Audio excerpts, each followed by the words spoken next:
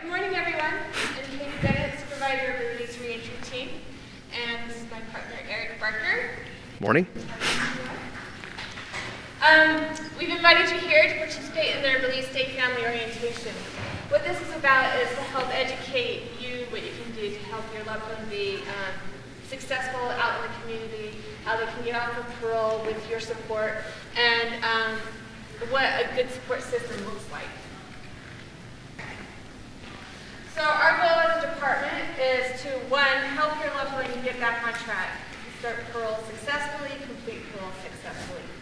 And we know that nobody grew up saying, when I grew up, I want to be incarcerated at the Utah State Prison. We know that nobody said, when I grew up, I want to be supervised by differently in parole. Your loved ones, the people that you're here to pick up, they had other dreams. They had dreams like, when I grow up, I want to be, I don't know, a welder. I want to be maybe a school teacher, or I want to be some other dream that they may have had. No one said they wanted to come to prison. Our goal is to help them refocus, get back on track, and start achieving those dreams that they had when they were younger, right?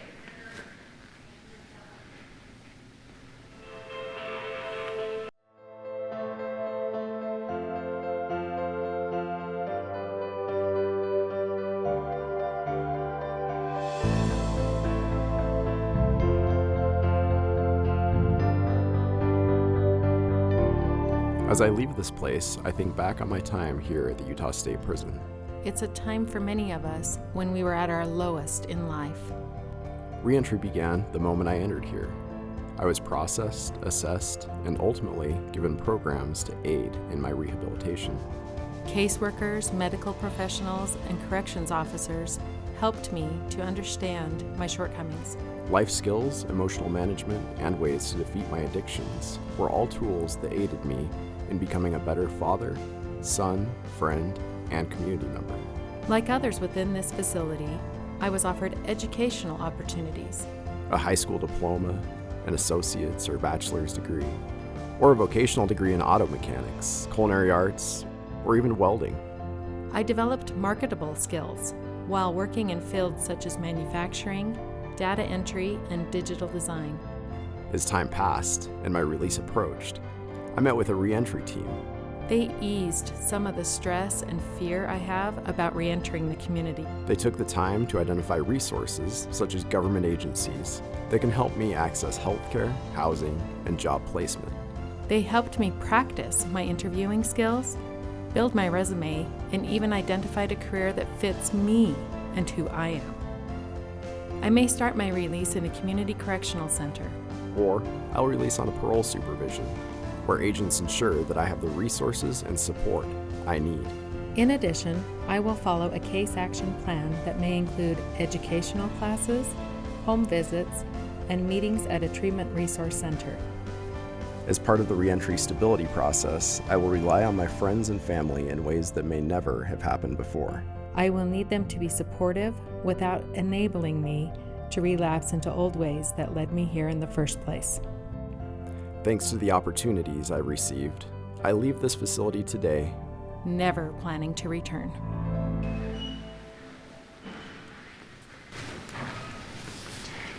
So let me ask you, what can you do to help support your loved ones so that they don't come back into the incarceration status?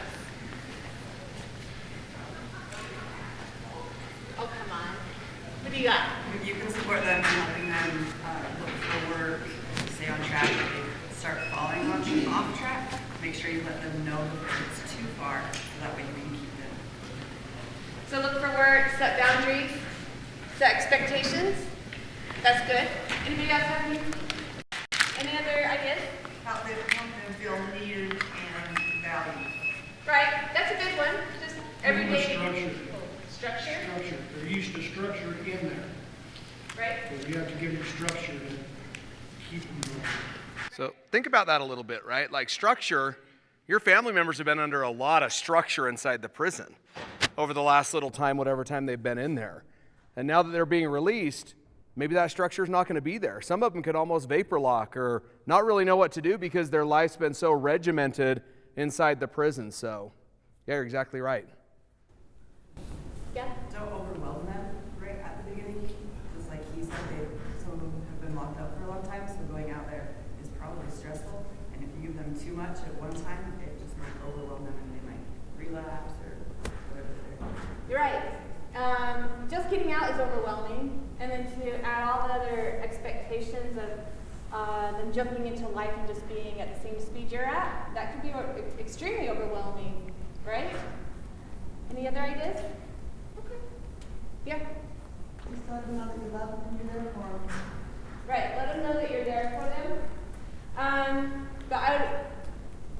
That's a good one. But I also say be careful with that, because you don't want to become the enabler, right? You don't want to be the one that says, well, I know that you did this, but it's okay. I'm going to encourage you to start setting boundaries, and it's okay for you to start saying no. And it's okay for you to start saying, I know that you want to do this, and I know that you want to hang out with maybe your friend Joe, but Joe always gets you into trouble, and I don't want him in my house. And then you set that boundary, saying he's not going to be in the house, and that's the rule, right? Great answers. So I'm not just wasting your time by bringing you over here to talk to you about family orientation. We're trying to do multiple things at the same time. While you're here, your loved ones are down over at the prison doing the final process for release. What does that mean? That means that they're meeting with the driver's license division to get a state ID if they qualify. It means that they're meeting with the pharmacy to get medications that they might need to have to be like for life-saving medications, right? They're meeting with finance to get the last little bit of money off of their books. So if they had money on their books, it's getting put on a debit card, and they need to get the money off the debit card in the next 3 days, or else they start getting a fee charge. So I'm just letting you guys know that up front. They're meeting with the release reentry team to finish up the final processes that they've started while they've been working with them. That means that they're meeting with Utah Health Policy Project or the release reentry team to sit down and fill out the Medicaid application to qualify for TAM's Medicaid. They are going through the last little bit of the packet. They're asking some questions about what the expectation of parole is. They're all of that while we're sitting in this class. So once they finish up down there, we'll transport them over here to meet with you and to go home. This is the black packet that the release reentry team prepares for every person leaving incarceration. What's in this black packet is very individualized. It's not a blanket packet that everybody gets. Each packet will be unique to the person and to things that they need. What happened is the release reentry team started calling and doing address verifications, and you may have spoken to them on the phone or even met some of them in person. Once we approved an address, we started to reach out and try to find resources to help your loved one be successful out in the community. That means that if we knew where they were living, we started to find resources specific in that area. So if they qualify for parole access to recovery and they live in Vernal, we reached out to parole access to recovery out in Vernal, not in Salt Lake, right? If we knew that they needed voc rehab, we worked with voc rehab in that area that we knew that they would be living. We put in the United Way 211 information packet for the area that they're going to be living. So it's very individualized and specific. In this black packet, you're going to find the person's parole agreement so that they know what the rules are, so they know what the expectation is. And I encourage you to go through that black packet with your loved ones so that you know what resources have been given to them, so that you know what the parole agreement is. Anybody have any questions about this black packet? One of the things that's really helpful with this black packet, as you can kind of see on your left-hand side over here, is it really is just kind of a snapshot of what the next few days or weeks or future may look like for your family member. So it's a really good summarization of appointments that may have been set by the release reentry team with voc rehab, with Utah Health Policy Project, with Department of Workforce Services or other areas. There's contact information for our treatment resource centers that are specific to your location, because what we didn't want to do is just give everybody a big yellow page book that they had to look through and try to find services. So all those are pretty combined in here where it's individually focused, as Katie mentioned. It really is kind of tailored to your family member and your loved one. So I wanted to ask a quick question out of the group. Let's say you're an avid runner, right? You run marathons, whatever that may be, and you injure your leg. Let's say you sprain your ankle. You go to a clinic to get that looked at. What is your hopes of going to that visit? Okay, be able to run again. What was that? To get your leg fixed, right? Anything else? To find out exactly what's wrong, right? So think about that. If we treated all your family members the exact same, what kind of outcome would we get from that? Because each of your family members have different needs, right? They have different risks. They have different ways that we need to address those or how to respond to those. Were you going to say something, ma'am? Well, yeah, just kind of what would be needed to get back to the same running ability, whether it's walk for a while, stretching, the actual specifics of what's going to be needed to be up to running full speed. Perfect, right? So what happened if I go into the clinic and every time each one of us went into the clinic, we are told we need to have surgery on our ankle? When it's what? It's going to put you out longer, right? When in reality, maybe I only need like a cold or a heat wrap on it. Maybe I just need to do a few physical therapy sessions. But if we went to the extreme on everybody and treated everybody in the same box, then obviously the outcome would be totally different, right? Some people we'd maybe over work with. Right? I didn't need my ankle redone. I didn't need to get bolts put in it and a brace and have all the surgery. In reality, I just need to get the swelling down. And then I was back to gold. So that's really where I want to talk about the assessments that we do with your family member. So one of the tools that we use in the department is called the LSR&R. What that stands for is level of service, risk, need, and responsivity. So think of those last three things I said. Risk. We each pose a different risk in this group right now, right? Based on those risks, we all have different needs, just like your family members. And we also have to look at how we respond to those needs independently to make your family member successful. Does that make sense? So looking at the screen up here, it kind of breaks down our 8 categories that we look at as part of our risk needs assessment. If you look at the top part of this, you see the number one category showing high is criminal history. So if we're looking at criminal history with your family member, what can we really do at this point to fix that? That was the past, right? What can we fix that? Is there a way to fix that right now? Okay, it's the past, right? There's not a whole lot we can do about the past. But can we look at the future? Absolutely. Right? Something led to that criminal history. Right? Whether it was them associating with the wrong person, they started using drugs that led to another drug that led to a crime, that led to a lot of different things. Right? So those are the things we really want to look at. So maybe, even though that's showing the highest risk that we want to look at criminal history, maybe in reality, we're looking at companions that may be a medium risk. Because maybe it was the companions that got him or her to where they're at right now. So how we're going to measure that and how we're going to address those needs and how we're going to respond to your family member is going to be completely different. Which goes back to the story I talked about spraining my ankle.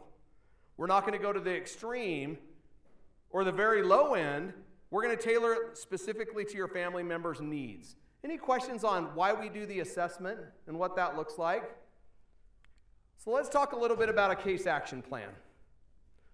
So we'll talk a little bit, a few slides down, about a parole agreement. A parole agreement is something that's really not really negotiable. Something the Board of Pardons that says, we're expecting you to do these to be in the community as part of your parole. What a case action plan is pretty much the exact opposite of that. This is something that your family member really wants to fix. So this is an example of a case action plan up here on the screen that your family member would have done. And it breaks down whatever that may be. Maybe your family member wants to work on building a better relationship with you as a parent or a spouse or their children, right? It could be anything. It doesn't really matter. This is your family member's case action plan. Not something that we tell them to do. It's something they want to do and they want to accomplish. So as you break through the case action plan up here, it talks a lot about What are the protective factors and strengths that are going to help me accomplish this goal? Probably you as family members. You're all here today. Obviously, you're supportive of your family member and loved one getting out, right? That could be maybe a religious service. That could be maybe employers. That could be maybe an educator. It could be a variety of things. But those are things for your family member to be looking at if they start struggling. Because are they going to struggle? Is there going to be setbacks? Probably. So that also puts on here too, who may get in the way of that? Maybe that's my friend Steve that I was going to do drugs with. Is there a chance I'm going to run into him in the community if I'm coming out on parole? Probably, right? Whether it's through treatment, maybe I may run into him at the AP&P office. I may run into him on public transport. There could be a wide different things of what I'm going to do. But this breaks down what a case action plan would be. So when your family member comes home from their office visit, you could expect that they'll have one of these. This is really important for you as a family member to go over with them, because this is important to them, right? This isn't something that's forced on them. This is something that they really want to change. So it'd be very beneficial for you to have that discussion with them. Any questions on the case action plan at all? Let's talk a little bit about office visits. Oh, go ahead, ma'am. They set up the action plan for themselves, is what you're saying? Yes, so what they'll work with is their case manager inside the prison or their field agent out in the community. And each individual is expected to build a case action plan, right? But the case action plan is theirs, unique to them. Really, it's just what is going on in your life. They know what they want to work on, right? In reality, there's stuff that has to be done as part of their parole, but this isn't necessarily that. Like I had mentioned, it could be, I just want to build a better relationship with my mother. Like I really did some damage when I came back to prison this time. And I'm going to do whatever that takes. So we work through that with them. Does that answer your question? Yeah. Okay, perfect. Let's talk a little bit about office visits right now. Probably some of you have been to an office visit with your family member before. What did that look like? Scary, okay? Anything else? Was it frustrating sometimes? A little bit. Yeah, some people are nodding their heads. That's okay, because there's been times, years and years and years ago, where we would make kind of the family members sit out in the lobby area, and it was just an unknown, right? So your family member would come back and check in with their field agent, and you had no idea what was going on behind that closed door. But what would you hear when your family member came out of that office visit? What they wanted you to know, right? It's very similar to when our kids were little in school, right? And they'd come home from school and you'd say, hey, how was school today? What was the answer? It was good, right? It was fine. Is that the same answers you're getting from your family member when they come in and check into the office? It was fine. I didn't go to jail, so it's good, right? But in reality, there was so much more context of what happened in that office visit. So we've really changed how office visits look. And we really encourage you as family members to be part of that process. Now, is that hard for families sometimes? I mean, obviously, you guys have taken time off work to be here today. You can't really take off work every single month to come in and check in at the AP&P office. But there are other things you can look at. I know as an agent, there were times I'd have family members just jump on a conference call when their family member was in there, so they at least could be aware of what's going on. Because how can you be supportive if you don't know? If you don't know what's going on, if you don't understand the parole agreement, if you don't understand how treatment's going, how much support can you give your family member or loved one? It's kind of hard, huh? Go ahead, ma'am. Let me see if I'm getting this right. So you as a family member come with, let's say, your son to come in and check into the AP&P office, right? What we don't want to have happen is you doing parole for them, right? As family members, what do? We want to protect our kids, our family members, our loved ones, right? Probably every one of you in this room right now wants to see your family member succeed, maybe even more than he or she does. We've got it all figured out. Right, you got it all figured out, right? So that happens all the time, right? When you talk about, Katie brought up enabling, right, a little bit at first. Sometimes the conversation ends up being mom or dad, is so involved in this office visit that the son or daughter don't even say anything and they just kind of shut down. And that's exactly what we don't want, right? We want you to be involved, we want you to be engaged, but we don't want you to do the parole for them. Does that answer your question, ma'am? Perfectly. Okay. One of the things and the goals that we try to accomplish with the office visit is making sure your family member's in their right treatment. There's a lot of treatment programs out there. There's a lot of fear of how expensive is this going to be? Are there other options? Is there funding? Are there grants available? How can I get in the treatment that's going to benefit me the most? These are things that we do in office visits. We also do some things called carry guides. Most people probably don't know what carry guides are, but they're really behavior modification tools. So think of it as homework for our kids when they would come home. We have a limited interaction with our offenders that we supervise, that being compared to what you as family members do. You're around them 24/7, right? You're going to have a lot of influence over him or her in their success. When they come in and check in with us, it may be a 30, 45-minute office appointment. Probably see you for, 15 minutes, 20 minutes doing a field visit. Probably in some treatment here or there, but that's very small in comparison to the impact you guys have. So think of it as homework that your son or daughter brought home from school when they were in elementary school or junior high school. Not to say that you have to do it, but you probably want to be aware of that, right? These are really things of what's my thoughts about things that are going on? What are my needs? What are my beliefs? You can see some of the different worksheets that are on this slide up here. What kind of problem-solving skills can I use to make myself successful?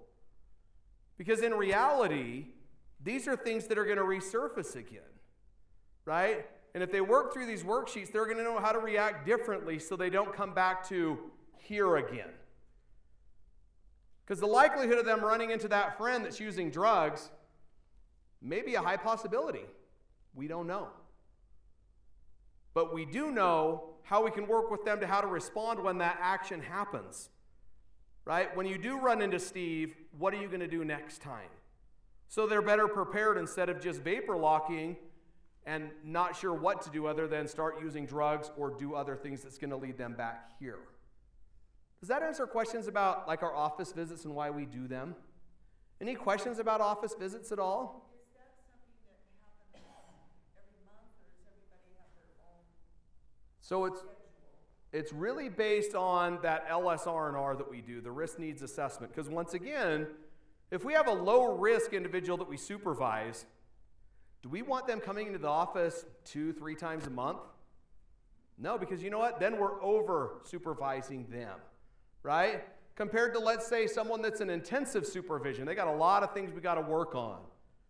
What if we only saw them every month or 2 months or 3 months?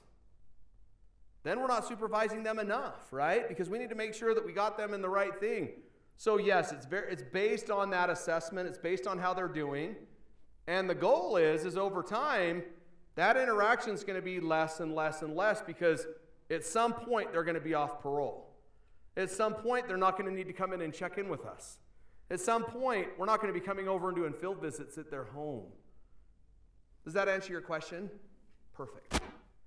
Okay, let's talk a little bit about field visits. Each one of you obviously are supportive of your family member to come live at your home.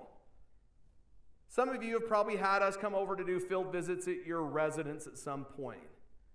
Let's talk a little bit about that because there's a lot of unknown. There's probably some in here going, great. You're going to come in, you're going to throw up my drawers all over the place. Like, my house is going to look like turmoil when you guys leave, which isn't accurate. Really, it's just, hey, how are you doing? Is everything going okay?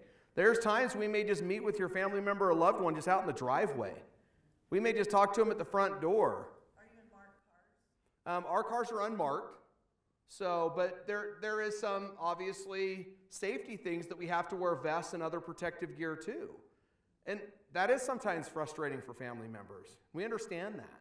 We try to work around what that is because we don't want you to be fearful of us coming. In reality, we're coming to see how your family member is doing. And I think sometimes in a group like this, you guys probably have a very welcoming home. It's a protective environment. But in reality, there's a lot of people that don't have that we supervise. There's a lot of people that we go to their home and they don't have heat or electricity or water. And how can we help them if we don't know by going to their houses?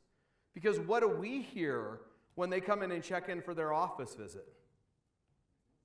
It's all good, right? It's fine. Because what's the fear? If it's not all good, where am I going to go? Back to prison, right? That's a fear.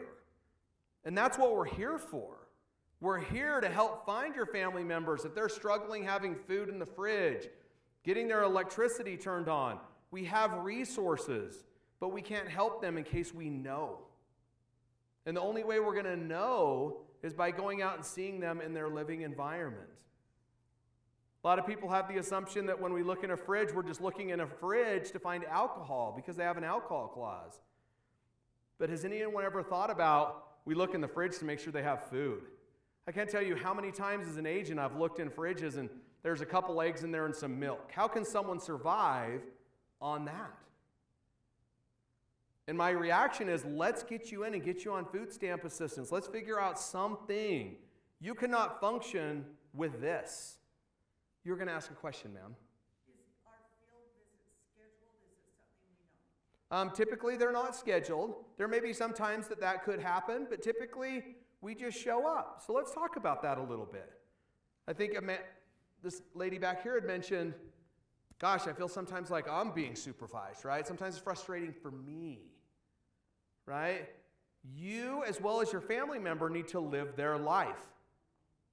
Our goal is not to constrict your family member to your home like they've been constricted, say, inside the prison. We want them to live their life. So what happens if we show up to do a field visit that's not scheduled, which is normally the case, and you're not home? Oh, well. We may leave a card in your door saying, hey, miss ya. Let me know if there's anything I can do. There could be something on the back of the card that says, hey, I need you to call me because maybe it's something important we need to talk to him about. Trust me, if we needed to get into your home, we'll figure that out.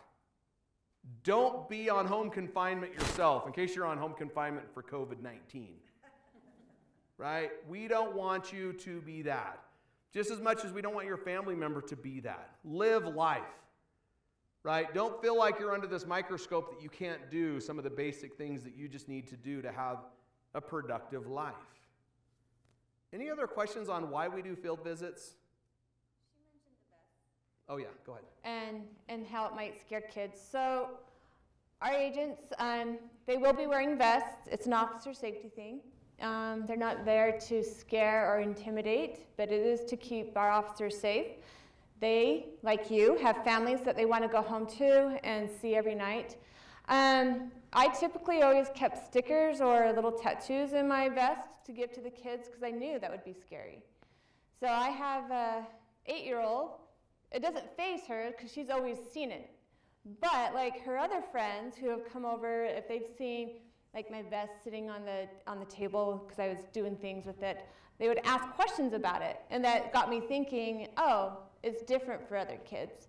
So a lot of the agents will sit down and talk to the kids, but I encourage you to have that conversation with your children to say, hey, yeah, so AP&P is going to come over. This is what they look like. They're not here to scare you or make you feel uncomfortable, but they're there just to, help us out. A lot of fears can be resolved by having those simple conversations. Your children are smart, and they pick up on things, and they seem to work well with us, especially once we really kind of introduce ourselves. Let's go into the parole agreement. How many has seen a parole agreement? There's been a few. Okay. That's good. That helps me out. So a parole agreement, for those of you that don't know, is conditions that the Board of Pardons has set for your loved one to follow, the rules. It comes in 2 parts. First part is the standard conditions of parole. That's kind of like the blanket rules, where everybody has to follow these rules. So example of that would be you can't have weapons. That's a blanket rule that everybody on probation or parole have to follow. Another one would be that we don't want you to go on the run, so no absconding. Makes it harder for us to supervise if we can't find you, right? Another one would be something like conduct. Don't commit new crimes while you're on supervision. We prefer that you don't commit new crimes at all, but especially on supervision, that's kind of like a blanket rule saying don't do it. Questions about standard conditions of parole? All right, let's go into the other part. Second part of the parole agreement is the special conditions. Special conditions are the special rules that your loved one will have to follow, meaning these rules were created specifically for them. The Board of Pardons reviewed the case of the crime that they committed. They had a conversation with your loved one at their Board of Pardons hearing. They may have read police reports, or they may have read a pre-sentence report, and they all sat down and said, what do we need to do to make sure that the public is safe and that this person is able to make changes for a lifetime? So they came up with specific rules for that person. An example of this would be, let's say I'm convicted of an alcohol offense. The Board of Pardons would look at me and say, hey, looks like you've got a drinking problem, so we're going to make a rule that you can't have alcohol. You can't be around it, you can't drink it, you can't go to places where it's served. And because you have this drinking problem, you tend to like to stay out really late because you drink too much. So we're going to maybe put you on a GPS, and maybe we might have to have a curfew. This would be helping me kind of learn those boundaries and practice not drinking, make sure that I'm home, stuff like that. Another example, let's say I'm convicted of a sex offense, a child sex offense, right? The Board of Pardons, once again, reviews the police reports. They talk to me at my Board of Pardons hearing. They hear my side of the story. They kind of see how I behaved while I was incarcerated. And they sat down and they created these set of rules for me to follow. And that rules would be, hey, I can't be around children under the age of 18. That means when I come out of prison, my mom and dad pick me up, and they want to have a family barbecue, I might not be able to go because all my nieces and nephews are there. That would violate my parole. Another one would be, maybe I can't date someone that has children because of my crime. That might be a special condition. Another special condition might be I have to do random polygraphs, or I have to go to treatment to address some issues that I've had that created the desire to commit the crimes that I did, right? You have questions about special conditions? Did that make sense? Okay. So, as I mentioned in that black packet, the parole agreement will be in there. I strongly encourage you to sit down with your loved one and review those special conditions so that you know what to expect that they have to do, and so that you both have an understanding of what the rules are. You had a question? So in the parole agreement where it says like unless approved by APP or discretion, so my question I guess is, so the board sets the guidelines, but then once you guys get the parolee, that it's all at APP's discretion to change the parole agreement, or to... There might be like a rule like that where it'll say at APP's discretion. What that kind of means is, let's say I'm coming out of prison and I have that rule saying at the discretion of APP, I can't talk to someone, but maybe in time I can, based off of how I'm doing. So APP my agent may review my behavior and determine, okay, we're going to step into this relationship. We're going to step into this boundary and stuff like that. That's what it might mean. Yeah? Absolutely. Let me answer that question, then you go on to the other one. So you may have some family members that come out with a curfew up front, is kind of what he's talking about. That's kind of at the discretion of the agent. That can be for a very short period, or it could be for a longer period if they're struggling. Our goal is not to keep people on curfew for a long period of time. Sometimes if there's been some concern, if they've absconded previously, or there's some other issues, they may have like an 8 o'clock curfew at night. But in reality, we work around those curfews because some people have to work a swing shift. Some people have to work a graveyard shift. Like, those are things that you want to work with, kind of that at discretion of adult probation and parole, because those things happen, because we don't want to tie your family member down at home in case they really need to be at home. Does that answer your question for that? Typically, that's only for the first, maybe 30, maybe 90 days max. That's usually, and sometimes it's even shorter than that. It's not, they don't have to be home all the time. The curfew may be, I have to be home by 8 o'clock at night, or something like that. But we still expect them to go out and find a job. We still expect them to be able to go to the driver's license division if they need to go grocery shopping, stuff like that. We still expect them to be able to get back into the community and be a part of society.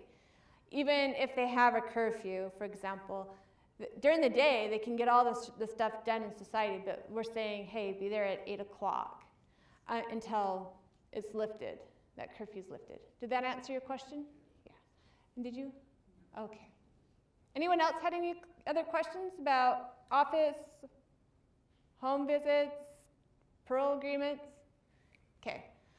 I mentioned earlier that while we're up here, the Release Reentry team is down there working on Medicaid applications. Utah Health Policy Projects assist us with helping your loved ones fill out the Medicaid applications. More specifically, we're trying to qualify them for the Targeted Adult Medicaid, or TAMS. You may have heard about it. TAMS is created specifically for this population, people that's been incarcerated and supervised by adult probation and parole. What TAMS does is it's Medicaid, basically insurance, that your loved ones could have for up to 12 months. Once they're approved, they have it for 12 months.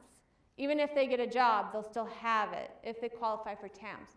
That means, like Eric's example, if you're running along and you trip and fall and sprain your ankle, you can go to the doctor and get that x-ray, go to the emergency room and get the proper medications. Versus if you didn't have Medicaid or TAMS, you're more likely to not go to the doctor if you're not insured. You're probably going to borrow someone's medications because it hurts so bad, and then you've kind of started your first steps to spiraling to not making wise decisions, right? We found value into helping individuals get on Medicaid or TAMS. If, for some reason, they didn't qualify for the TAMS, we still screen them for Medicaid Expansion. Same benefits as TAMS, but once they get a job and start making an income, the Medicaid will go away. Do you have questions about Medicaid, TAMS, Expansion? So I wanted to talk a little bit about TAMS, especially right now, right? With all the things that are going on out in the public, like there's concern about social distancing and all these other things, right? So TAMS is really, really valuable for your family member right now. I mean, in reality, there's a likelihood that somebody's going to pick up the coronavirus, right? So what happens if they don't get treated? What happens if there's a fear that I don't want to go get looked at because I'm going to have a bill? Most of your family members are going to get qualified for Targeted Adult Medicaid. It's really important, and they're down there getting screened for that, filling out the application, and most of your family members will be approved for this. The great thing about that is it's for 12 months. Doesn't matter what job they get, doesn't matter how much money they start making. For 12 months, they're going to have this insurance that's going to help them move through this. So if for some reason they haven't filled that out, but I think our team's down there right now making sure everybody fills that out, because the last thing we want to do is release people out to the community and not have health care, right? There's an option for that. Most of the individuals that are releasing today will fall under those guidelines that they can be approved. So that's a huge, huge benefit that we need to make sure that your family member is utilizing. So have that conversation with them. If for some reason they didn't fill that out, you can contact the field agent. We can get you in contact with Utah Health Policy Project or Department of Workforce Services so they can refill out that application. I'm not sure if Eric mentioned, maybe he did. We can't force them to do it, but we always strongly encourage it. And for the most part, everyone leaving knows that this is there and that they are sitting down and doing it. But like I said, I can't force someone to fill out an application they don't want to. Okay? I'm sorry, can I ask a question about that? Sure. So will that application have been taken by somebody, or will we be responsible to mail it? We take it to Utah Health Policy Project and they start processing it. They So, will start processing it? mhm. And I've also heard from somebody that had been in prison and processed out that, that told my loved one, be sure to not work for 2 weeks because then you don't get Medicaid. You want to answer that one? That's not entirely accurate. Typically what happens is your family member fills out the application this morning. We're doing that already with them. We get that off to Utah Health Policy Project. It's basically our person that manages our corporation that manages all of that. And they work with Department of Workforce Services, and typically within about 7 to 10 days, they'll be in contact with your family member or loved one, letting them know they are approved or if there was any concerns or whatever that may be. One thing, yes, there is some lapse, like they have to self-report if they obtain employment, and they have to relook at their application. But in reality, most people don't come out and find a job within the first week, in case they've got some family or they had a previous job that's rehiring them. And let's really look at the economy right now. We have people sending people home that aren't working. It's going to be even more difficult. But yes, there is a little... There was an immediate medical need before your... Typically, a lot of agencies know that with this population, and they've already applied for target adult Medicaid, they will help provide services through treatment or different things, knowing that most likely they're going to get approved under the certain guidelines that's set in place. Yeah, any provider that takes Medicaid will accept TAMs.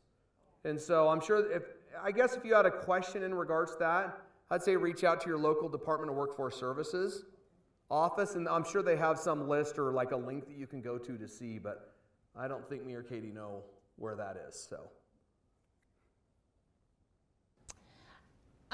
Because we were talking about TAMs and Department of Workforce Services.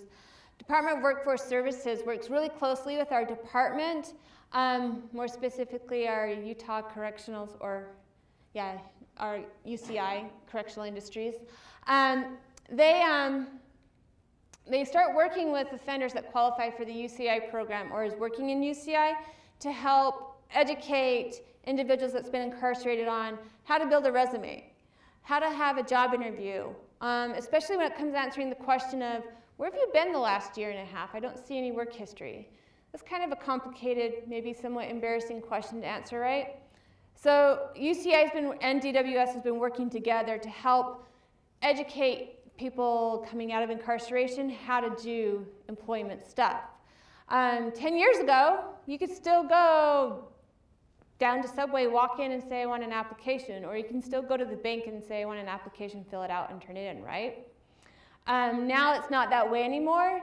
Now it's very much digital. It's all online. It's all through LinkedIn or some other career website to find a job. And that's what DWS has been trying to work with us and with UCI to give that education. Besides that, DWS has other programs that we kind of like to highlight that helps individuals out in the community. They have the employment, obviously. They have like the medical assistance, so they help us with TAMs. They have SNAP, they have refugee, they do veterans assistance. They have a vast variety of things that you can use, as well as the person that is paroling out can use. Whew. So, kind of a discussion I want to have with each of you is, what do you believe is the main reason people come back to prison when they violate their parole conditions? Throw them out there. Okay? They don't follow their parole agreement. There's a lot of things that could be part of that, right? Okay, start using drugs, right? That could be a minor one or a pretty extensive one, right? There's a lot of things that could fall in. What else? Go ahead, ma'am. Okay, not living where they're supposed to live at, right? They moved somewhere, or who knows where they're at. Maybe they're living in their car, but they just didn't update that with their field agent to let them know where they're at. Perfect. What else? Those are all really, really good examples of why people could come back to prison. What we see as a department, the number one reason people come back to prison is because they abscond. But people just don't abscond for no reason. So that absconding could be somebody that started using drugs and panicked and said, oh my gosh, if I go into my office visit today, my agent's going to know I use drugs. And the fear that I'm going to go back to prison. Right? That could be the family member that moved out of their house because they got in a fight with their girlfriend or wife or parents, and they left that home upset, but the fear was, if I let my agent know things aren't going okay at home, I'm going to go back to prison. Right? The fear could be, oh, I missed a treatment class because whatever, my car broke down, I had to work late, whatever else may have gone on, I missed one of my substance abuse classes, so if I go in, I'm going to get arrested and I'm going to go back to prison. And that's pretty sad that there's the fear there. We've got to get over the fear. Because in reality, most people come back to prison for things that we could have dealt with at a very low level before they escalated to an extreme. For that guy that was using drugs, if we could have jumped on that up front and put him on increased urine testing, maybe put him on an ankle monitor, put him in more intensive substance abuse treatment, that could have solved the problem instead of him absconding. That family member that got in a fight that wasn't living at their residence and left, there's other options that we can look at. But if we don't know, we can't help your family member. So if someone absconds supervision of us, we have to notify the Board of Pardons, and the Board of Pardons has to issue a warrant for that person. Because how can we supervise someone if we don't know where they're at? And a lot of things lead to them absconding. So what happens at that point? Your family member absconds supervision, they stop reporting, then what? Then all of a sudden they're driving down the road and a highway patrol officer is following them, and maybe there's drugs in the glove box, and they panic. And then they get pulled over, and then they run and flee from the officer, and then they fight with the officer, and now what? Now all of a sudden they've got all these new criminal charges that are hanging above their head, and we just turned it into a big situation, right? Compared to just having that conversation up front of, okay, you used some drugs. Okay, you got in a fight with your family member. All right, you didn't make it to treatment, but let's figure out how we prevent that next time or how we can work through things. There's very few things that we have to send people back to prison for. And typically that's because they're a public safety risk. Other things agents can work through and have that discretion to figure out other means to keep them in the community. Does that answer kind of that question of what we see? So it's really important to have that discussion with your family member. Instead of panicking, don't go to the extreme and abscond. Have that discussion. Build that rapport with that field agent. One of the other things that we really try to work on as a department is not just looking at the negative things that happen in your family members' lives. Because in reality, your family members are going to struggle when they get out. The possibility of them using drugs may happen. The possibility of them struggling to find employment is very likely, right? The struggles they're going to have, that's what we're here for. Adult probation and parole is not here to incarcerate your family member and keep them in the prison. Our goal is to keep them out in the community and work with them to stay in the community and be productive. So one of the things that we've really tried to encourage that you'll see on this slide up here is looking at different ways that we can incentivize your family member for doing things. Because do you think it's frustrating for them when all they ever hear is the negative things that they've done? Yeah, like, hey, you didn't show up on time to report, you missed your treatment classes, you lost your job. would that not be demoralizing for all of us? Absolutely. I always bring up in this class of how would we like it if every day we went to work, our boss constantly was coming up to us and saying, you're terrible, you keep doing this wrong, you keep doing that wrong. What's the likelihood of you staying working for that employer? Probably not very good, right? So those are things that we really look at for your family members. So that could be something very small. Kind of go back to the case action plan. There could be short-term goals that we're working with them on. We could be long-term goals. But if all we looked at is a long-term goal that may take 2 years or 3 years or longer to achieve, that's really frustrating for your family member. I just always bring up a story about, I supervised a mentally ill offender caseload for a long time. And based on that, we had given some of these incentives or trinkets that are kind of on this screen, and that could be someone that just got in the shower. That could be someone that just brushed their teeth. That could be someone that just didn't use drugs for a week. Because to that person, was that a pretty big accomplishment? Maybe. Absolutely, right? Because 1 week of not using drugs may lead to 2 weeks. That may lead to months and months and years, right? Like we've all got to start somewhere. So you'll see some of your family members bring home some of these different things. Acknowledge that. Even though they may look kind of cheesy or to them it's an accomplishment. To them it may have been something very small, but it was a start to get something better. Does that make sense? What other questions do you have about really where we're looking at trying to incentivize and look at the positive things that your family member's doing in his or her life? So just so you're aware, these positive things also get sent off to the Board of Pardons when we write a report for your family member. So it's balanced. So it's not just this person did this, this, and this, and it was all negative. It's weighed out by, but they also accomplished this. And they also got an incentive because they did this. And they did this, and whatever that may be, so it's not just looked at as a negative report, but an actual report. Another thing I really want to talk to you guys about is earned compliance credit. Earned compliance credit. Who knows what that is? So most of your family members that are coming out today are on a 36-month parole term. Based on that, there's very few that don't qualify for earned compliance credit, and typically that's someone that's on for a Chapter 5 case or typically like a hands-on victim. That could be like a murder case, it could be like a child sex abuse or something like that. But that's a smaller number of our population. So the majority are on a 36-month parole term with earned compliance credit. Based on what she said, which is accurate, if they do well, for every month they do and comply with their parole conditions, a month comes off that 36 months. So overall, the goal is that they would be off supervision in 18 months. But what happens if they mess up? What happens if they use drugs one time?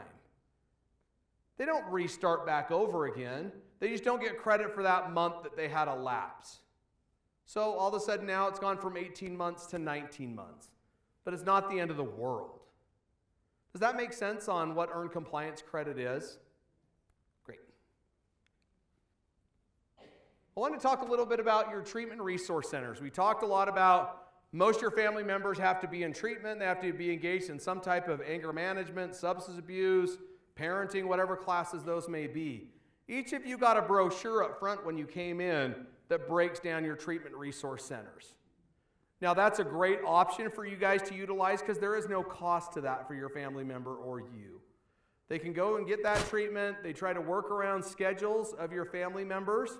They're not just classes that are ran during the day. They try to adjust them and cater them to the needs of those that we supervise. But there's also a wide other variety of treatment providers that you can go to as well that are justice or JRI or Justice Reinvestment Initiative providers that have been approved by the department that they can go to as well. Having that TAMS helps out a lot that you're not just constricted to go to the TRCs. If you do go to the TRC, the benefit of that is if your family member needs a higher level of care than that they can offer, they can refer them out. They have different funding options, grant options, no connections. If they need to go to more of a residential or an intensive outpatient treatment than is offered at a treatment resource center, we can get them there. But know that there's a lot of options for treatment for your family members to go to. If you look in your kind of trifold packet, as well as on that release packet your family member will have today, it's going to have that location and contact number on there. Any questions on our treatment resource centers at all? If for some reason the treatment resource center doesn't have the level of care your loved one needs, there's Parole Access to Recovery. Parole Access to Recovery is funding that's $3,200 once a lifetime. What that means is once the person uses the $3,200, that's it. They don't get any more funding for that, okay? It's used for substance abuse and mental health. If they're convicted of a sex offense, they don't get this funding. Almost every county in Utah has it. Tooele does not have it, and neither does Carbon County. But most of the other counties have it so that people can get the right treatment at the right place, right? In the black packet, they're going to have their address and phone number of where the Parole Access to Recovery office is if we qualified for them, if I can talk today. Once we approved your address, when the Release Reentry team called you, we already sent the paperwork off to that specific office. That's why it was really important for us to get your address approved way in advance so that we can get some services started before they even left. Parole Access to Recovery is one of those services. Any questions about it? You may have your loved ones say PATER. That's the same thing, Parole Access to Recovery. Voc Rehab, another community provider that does excellent resources for us. Voc Rehab comes in 60 days prior to an individual's release and holds an orientation. We don't mandate everybody to attend the orientation, but those individuals that are looking to better themselves and to get some skills and qualify for their services are sent an invitation to attend the orientation, fill out the application, meet with Release Reentry to get the medical discharge summary that they may need or any other documents that the prison may have that Voc Rehab may need to give proper services, so that on the day of release, we should have an appointment date and time for them to automatically meet with them. If your loved one qualified and did all of that stuff, they did get an appointment, and it should be in that black packet along with the address, phone number, and the person that they're supposed to meet with. Now, if your loved one chose not to go, that's okay. They don't have to go, but they can always walk into Voc Rehab and start services then. It just may take a little longer because there might be a wait list, or it just depends on the region and what services they have. Questions about Voc Rehab? Release Reentry, the prison, AP&P. We cannot help your person coming out of the prison by ourselves. As much as we think that we can, we already know we can't. We rely on the community providers out in the public to come in and help us. We rely on charities to come into the prison to work with your loved ones. We rely on religious volunteers to come in. They're not there to convert or anything, but they are there to genuinely help someone get into a better position in life. That might be a charity may have come in to do some sort of service, and your loved one was able to talk to someone and found out other services that they didn't know existed. Or maybe your loved one participated in a religious service and found out that, hey, this religion helps find clothes for like job interviews. Or they may have contacts to sober living homes. Without these services or these providers coming in, Release Reentry, AP&P, and the prison would be overwhelmed with trying to find all these services without these volunteers coming in and donating their time, their resources, their information. So we genuinely are appreciative of those that do come in. And as a reminder, no one grew up saying I'm going to be incarcerated. We know that, and we understand that, and no one ever wanted to be supervised by adult probation and parole. We know that and we understand that. We're just trying to get your loved ones back into the position where they are able to achieve their dreams and their goals. Do you guys have any questions about what we talked about today? Today, we're going to do our reporting here. So you see our computers. When we bring your loved one over, we'll transport them over here. They'll do their first office check-in here with the release reentry team, and they'll meet their agent by phone. And they'll get their next set of reporting instructions by talking to their agent today. So once they come up here, we'll tell them their agent, we'll give the contact information and where their next reporting address will be, so that they should have that information. They'll have the next appointment time, day, the cell phone number of their agent. And that's all we have for our presentation if there's not any other questions.